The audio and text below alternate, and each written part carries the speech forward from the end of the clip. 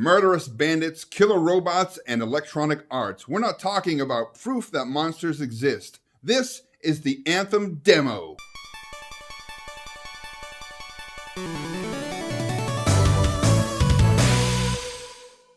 Anthem is a 2019 sci-fi online looter shooter from BioWare, and it's being published by Electronic Arts. Pushing all that Electronic Arts stuff aside, because you guys know how I feel about EA and how everyone basically feels about EA, BioWare, on the other hand, is pretty great. Sure, the last Mass Effect didn't do too well, but once they patched it up, it wasn't a bad game. It wasn't great, but it wasn't bad. All of BioWare's previous work were these detail-oriented, immersive role-playing games that were really narrative-driven. When they announced this game last year at E3, it was a pretty divisive announcement. As many have remarked, it did and still does share a lot of similarities with other looter shooters like Warframe, Destiny, and The Division. It really bothered a lot of people and made them more inclined to judge this game heavily and not really give it a chance. And that's why BioWare went ahead and released this demo. Now I gotta be honest, I haven't really done a lot of looter shooters. I have played Warframe a little bit and I liked it. I just haven't had a chance to get back into it because of all the other stuff that I'm working on. And Warframe is crazy in depth and it takes a long time to really learn it and to truly get into it. I did play The Division Part 1, I cleared it, I really liked the single player game, but the end game, it just wasn't for me. I never played Destiny 1, I never played Destiny 2, and I never, ever will play those first two iterations of Destiny. And the reason that was and still is because Activision are Now granted, Activision Blizzard and Bungie have went their separate ways, which is great. Now let's not pretend that Bungie was not involved in all this idiocy. They got caught so many times lying to their player base, cheating their player base within the game, and just blowing a bunch of smoke up people's asses on social media. But I digress. When I was downloading this demo, I was really excited to get into it and to try this game out. Now, was my excitement unfounded, or was this demo a joy to play? That being said, let's get to the good.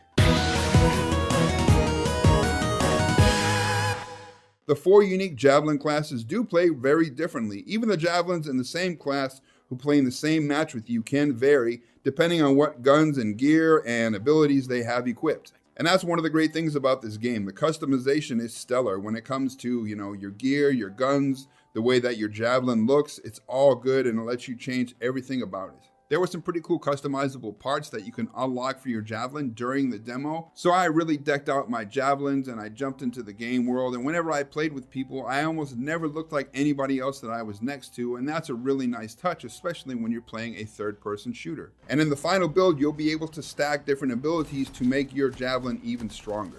Now, when it comes to the Javelins, flying in your suit and then landing right in the middle of a bunch of monsters and just thrashing them is such a blast. The variety of enemies is really nice, and the way that they work together as a group can be really tough to counter, especially when you play it on the hard skill level. And when you're flying or fighting with three other Javelins at your side, especially ones that are in different classes, and you pull off different combos, it'll keep you really coming back for hours and hours of play. It's pretty cool. And one of the things that I liked about the demo is the fact that your character isn't a class, it's just a person.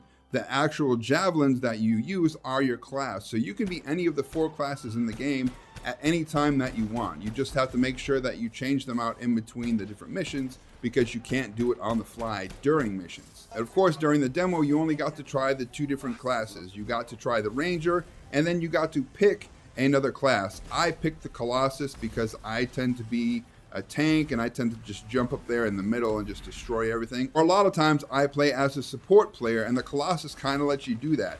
You can call all the enemies, taunt them, and they'll come at you, or they'll just ignore the other players and shoot you, which frees the three other Javelins to just destroy them. Now, the place you rest your head and your Javelin suit is Fort Tarsus. It is a very beautiful place, it's very detailed, and it looks like there'll be a lot of missions and rewards given out by NPCs in the game here at Fort Tarsus. The demo was pretty big and there were a decent amount of missions and stuff to do in free play to give you an idea of what to expect in the final build of the game. Now, when you fly back out of Fort Tarsus and you get into combat, sometimes you're going to come across these big bosses called the Titans. The Titans can be a real challenge, especially in the hard difficulty, and especially if you're fighting them on your own. If you have the right weapons and abilities and power level on your suit selected, they'll be a fair challenge. But if you are a little too low level, they're just going to be bullet sponges and it takes forever to beat the Titans. When it comes to battling or just moving about in the world in general, flying, moving, swimming, fighting,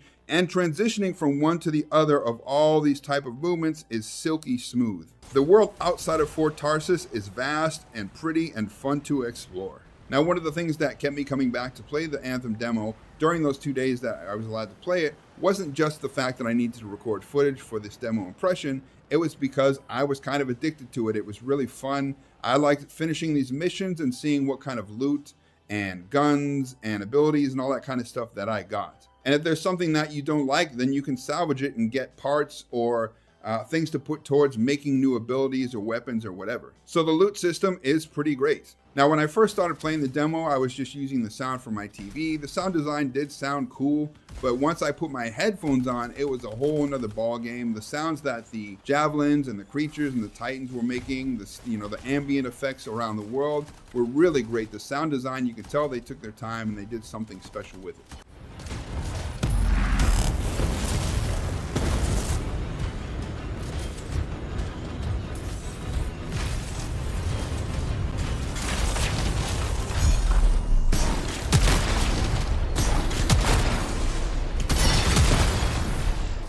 Now that we've covered the Anthem demo goodness, let's talk about the Anthem demo badness.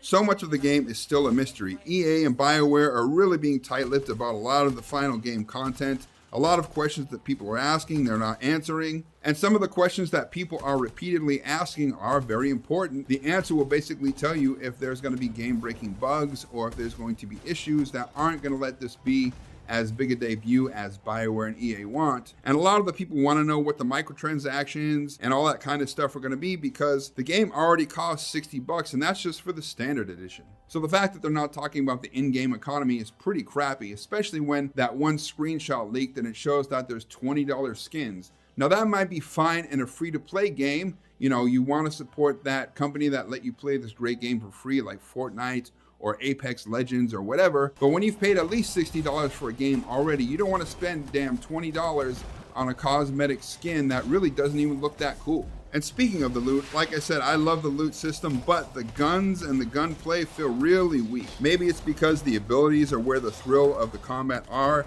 At least that's how it seems BioWare has designed it. But the guns just sound weak to me. They lack punch. They just weren't that exciting. So I basically only used my guns in between the recharge times for my abilities. And that kind of got a little repetitive. Sometimes it was a bit frustrating, especially on these big giant titans like in the Stronghold. And speaking of repetitive, the gameplay loop could definitely get old pretty quick, depending on what happens with the final release and the variety that they add to it.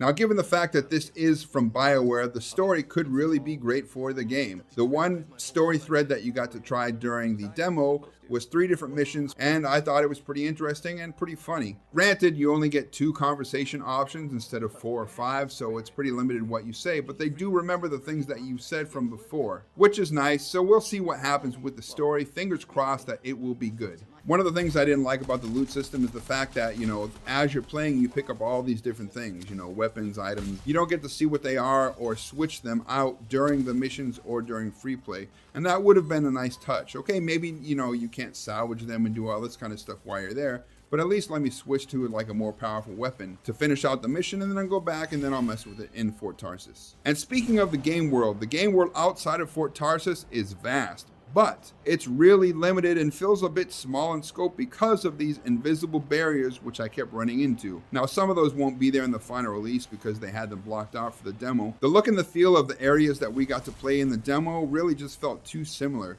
So I'm worried that, the other areas we couldn't get to and open won't have as much of a variety, and it's kind of just going to look like, jungles and rocks and water over and over, or, these dark caves. It seems like that's all there was. Fingers crossed that's not the case, but I guess again, we'll find out in the final release. They're also being pretty tight-lipped about the length of the campaign mode. If it's like The Division, it's going to be about 30 or 40 hours, but hopefully it won't be as repetitive as The Division's campaign missions were. But I'm still worried about the missions because they felt fairly linear. You always have to fly to a certain spot, kill everything, fly to the next spot, kill more stuff, then fly to the last spot and kill the boss. The end, fly back to Fort Tarsus, get your loot, come back out and do the same thing again. And part of the thing that worries me about those missions too, at least in the demo, was the story is only woven in the missions through audio. It's not done through any kind of little events or animations or anything. One of the things that you're going to discover when you're doing stuff with your loot is that the user interface is pretty clunky and a bit ugly, and there are some extra steps that maybe they could cut down on. Now, supposedly, they're already working on this issue for the final release, but that remains to be seen. The load times can be a bit lengthy, and that was a lot of people's chief complaints. I did see a few graphical glitches. I did get kicked once. I did get a stuck loading screen once. One thing that I did get a couple times was this weird repetitive loop. So I'd be trying to run, and it would stick me back to the beginning of where I was running. Then I would try to fly. I would take off, and then it would put me back on the ground. And it kept doing that and doing that and doing that until I finally had to start the game back over, which was really annoying. But I think most of these bugs can be fixed, especially when they said that this is a 6-week-old build that they put out for the demo, and they were moving forward with the main build. So the technical glitches aren't really the biggest concern for me or for a lot of other people. The biggest concern is the monetization and the grindy nature of the game. This was a bit of a grind. It didn't get too bad, but by the end of the second day, I was like, all right, this is getting a little low. Now, maybe that's because, there were only a few of the missions and stuff. Now, they did give you a lot, and I am glad that they gave us a demo. That's very cool of BioWare. So that's what I found to be good and bad about the Anthem demo. I had a great time. I thought it was pretty exciting. It was pretty fun. Again, I'm new to the genre. I've only played a little bit of the other games, never played Destiny. So this was fresh and exciting for me. But by the end of the second day, it did feel a bit grindy and I was getting a bit tired of it. Now, granted, that might be because I, only had a certain amount of missions and all that kind of stuff to do because it was a demo. I think the full game will give you a lot more to do. But given the limited scope of this demo and the fact that there are so many unknowns that the developer and the publisher both are being really tight-lipped about, I cannot, in good conscience, give you a recommend to go buy this game on day one. I'm going to do it because I had a good time, and obviously I need to do that so that I can do a review on the full-fat version of the game. But honestly, if you played the demo, you already know in your gut what you're going to do, if you're going to buy it or not. I can't say that I'm really excited for the final release. I want to see what BioWare gives us, what they can do, if they can kind of make up for the misfire that was Andromeda. This game could be huge. It could be fantastic, or it could be kind of a flop and be just a derivative Destiny clone like so many people are saying. Honestly, either way, I'll have a blast, at least for the campaign portion, because it's new to me. Given the fact that I did put a ton of play into this game, I put 2 full days into it, I can give the demo a score, and I'm going to give it a drum roll, please. 7 out of 10.